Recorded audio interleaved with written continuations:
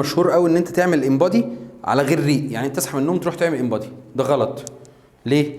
لان احنا عندنا لو انا ما اكلتش من خلال من ساعتين ل3 بيبدا مخزون السكر في الجسم اللي هو الجلايكوجين بيبدا يتكسر.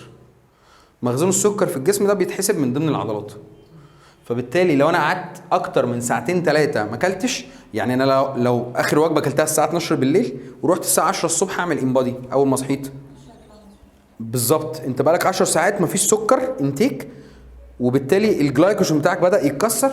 يعني النسبه اللي هتبقى متاثره قوي المصل وميه الاثنين هيتاثروا، تمام. فبالتالي نسبه العضلات هتبقى قليله.